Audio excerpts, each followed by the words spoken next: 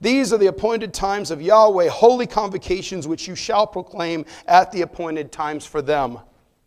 He goes first to the priesthood to proclaim the appointed times to Israel, and then from Israel it's supposed to go out to the world. How can you announce as a nation, as a people, as a priesthood, the appointed times of the Lord differently than other parts of your people are announcing them?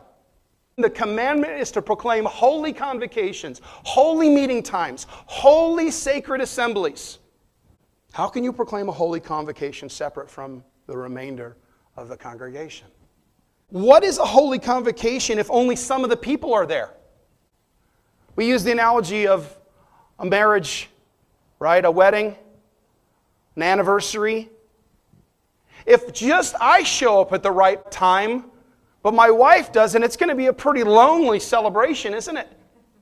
We're doing that with the bride of Messiah every day. Every man is doing what is right in his own eyes. Every man is proclaiming his own variation of the calendar. And yet the calendar was given to who? To the Kohanim.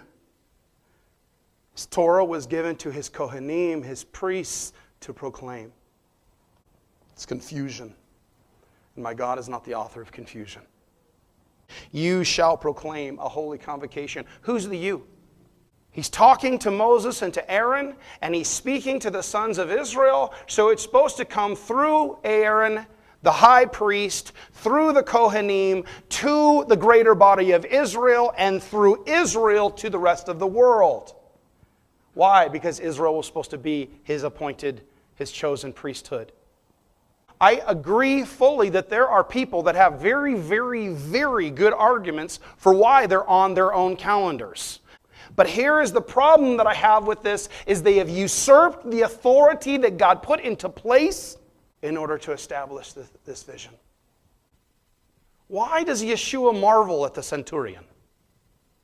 He marvels because it's not one of the members of Israel that got it. It's one of the members of the nations. It's a Gentile. It's a Roman dog, as we might call it from our teaching a couple weeks ago. It's a centurion who recognizes the principle of authority. My friends, there is probably no more important principle that the Messianic movement has got to get a handle on. We have got to this place as the Messianics where we're hostile to the institutions that birthed us into the Messiah. And that is out of order. We are not humbled when we approach pastors that have spent decades and sometimes multiple decades serving congregations. We do not approach them with reverence and with meekness and saying, "Sir, I need you to consider what I'm finding in the Word because this is where I'm at." Instead, what we do is we go in, "You don't even know which day the Sabbath day is. How can you be fit to lead? You're a sun worshiper." The arrogance of the Messianic movement. Let it not be so here. Amen?